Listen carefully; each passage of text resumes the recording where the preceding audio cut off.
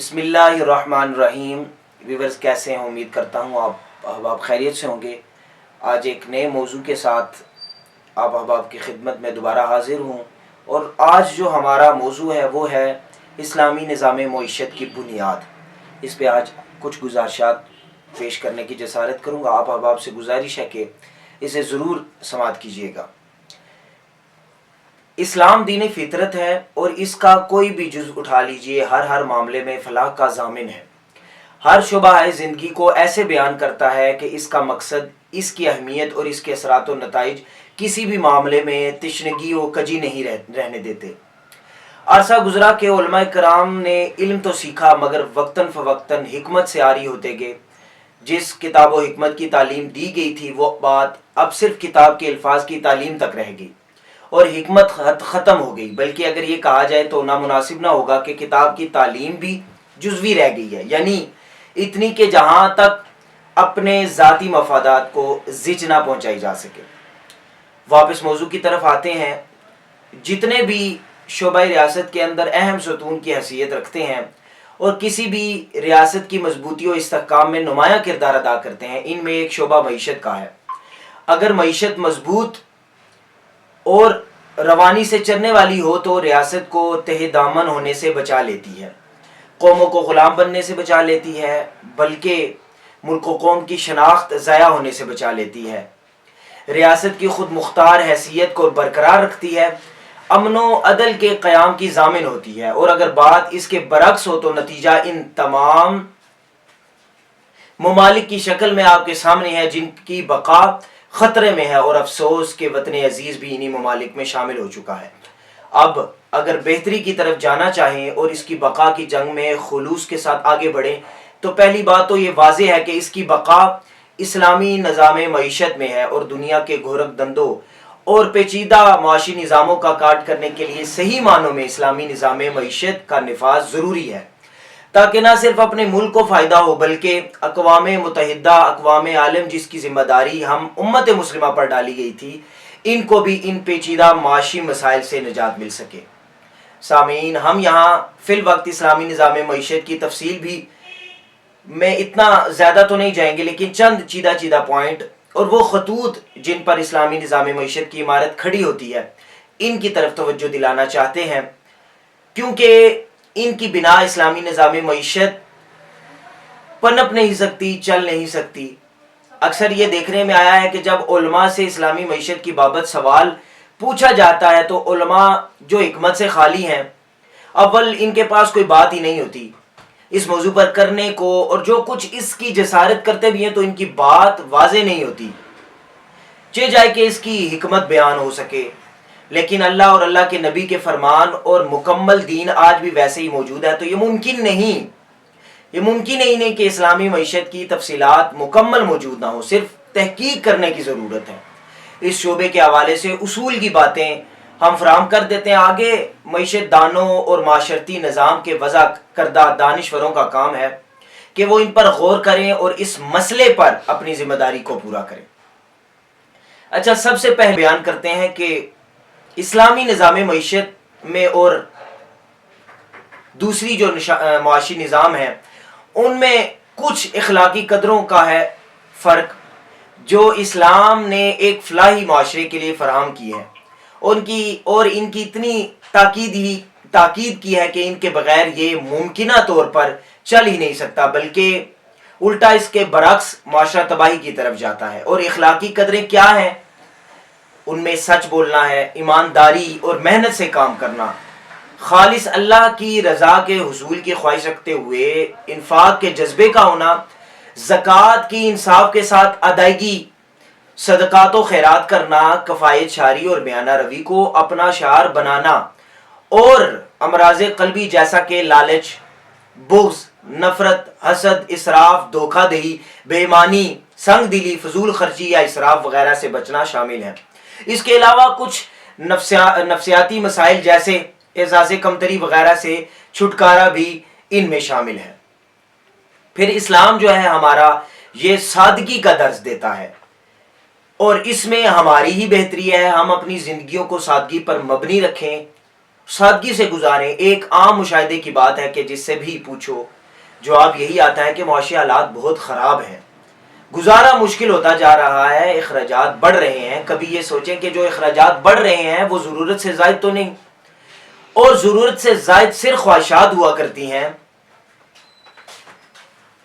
دکھاوا یا نام نہاد سوشل سٹیٹس ہو سکتا ہے. اس اضافی بوجھ کو اتار پھینکنے پر ہی یہ تمام جو مشکلات ہیں ان سے باہر آیا جا سکتا ہے. پھر اندازہ کیجئے کہ آپ کی معاشی حالات کی کیا پوزیشن بنتی ہے. جہاں تک ہمارا خیال ہے آدھے سے زیادہ مسائل حل خود بخود ہو جاتے ہیں.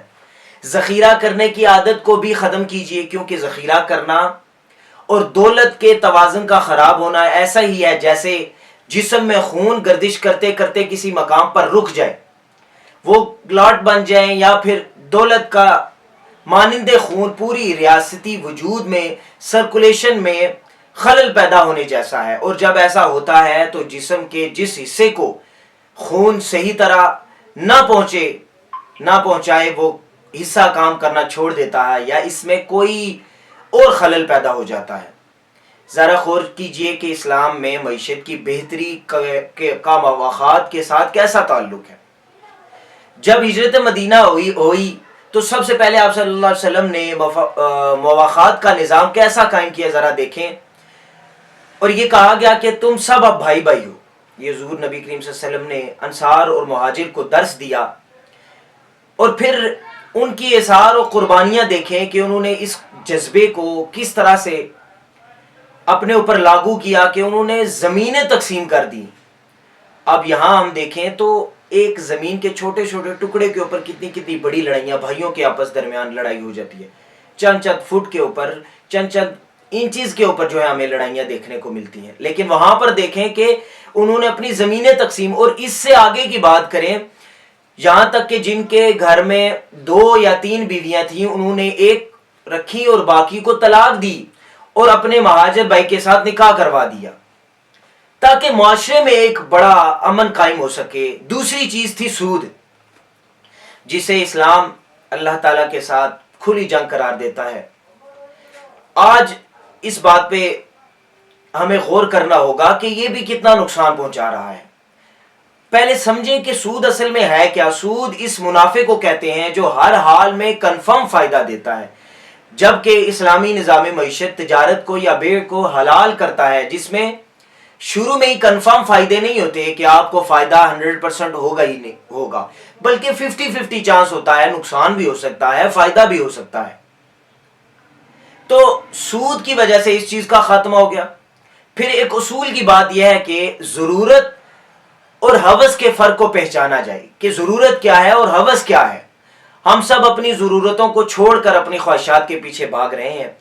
اگر ہم صرف اپنی ضرورتوں پر لگ جائیں اور خواہشات سے تھوڑا ہاتھ کھینچ لیں تو یقیناً ہماری بحیثیت ایک فرد کی معاشی حالت میں بہتری متوقع ہوگی, کیونکہ اس سے پورا معاشرتی نظام درست ہونے لگتا ہے اور لوگ ایک دوسرے کے لیے مشکل نہیں بلکہ آسانیاں پیدا کرنے والے بن جاتے ہیں. علاوہ ازیں معاشرے سے احساس محرومی اور احساس برتری کا خاتمہ ممکن ہو جاتا ہے. اسی طرح ہم ایک اور مثال دیتے ہیں اور اس سے بات کو سمجھتے ہیں کہ اکثر بینک کریڈٹ جو ہوتے ہیں, کریڈٹ کارڈز جو ہوتے ہیں وہ دیتے ہیں. اب انسان کا نفس ایسا ہو چکا ہے کہ اسے جتنے وسائل میسر ہوتے ہیں اتنی اس کی خواہشات بڑھتی چلی جاتی ہیں. اس کی ایک مثال یہ بھی ہے کہ اگر کوئی 50,000 لینے والا ہے اور کوئی 2 لاکھ لینے والا ہے تو آپ دیکھیں گے کہ 2 لاکھ لینے والا بھی یہی جملے کہہ رہا ہوگا کہ گزارا ہو رہا ہے, اور 50,000 لینے والا بھی یہی کہہ رہا ہوتا ہے کہ گزارا ہو رہا ہے. تو اسی بات کو ہم ڈسکس کر رہے ہیں کہ وہ خواہشات بڑھتی چلی جاتی ہیں. جتنے آپ کا انکم سورس جتنا پاورفل ہوتا ہے آپ کے اخراجات بھی اتنے بڑھتے جاتے ہیں. اسی لیے ہمیں ہر کوئی اپنی اپنی جگہ معاشی طور پر مطمئن نظر نہیں آتا. تو لوگوں کی اس عادت کا استعمال کرتے ہوئے بینکوں نے کیا کیا کہ کریڈٹ کارڈ متعارف کرائے کہ اگر کسی کے پاس وسائل کی کمی ہو تو بھی وہ کریڈٹ پر ایک خاص حد تک اپنی خواہش پوری کر سکتا ہے, یعنی وہ پیسے لے سکتا ہے ان سے. علماء بھی اس بحث میں ہے کہ یہ حلال ہے یا حرام, مگر حقیقت یہ ہے کہ انسان کے لالچ اور بھوک کے مرض کی سیٹسفائی کرنے اور اسے معاشی طور پر غلام بنائے رکھنے اور اس کی نفسانی خواہشات کے پورا کرنے کو مزید آسان بنا کر نفس کے گھوڑے کو بے لگام کرنے کا یہ ایک بہترین طریقہ ہے۔ الغرض اپنی ان نفسانی کمزوریوں کو معیشت کے درست کرنے کے لیے قابو میں کرنا بہت ضروری ہے۔ سامعین، یہ موضوع بہت طویل ہے اور اس کی جڑیں بہت پھیلی ہوئی ہیں۔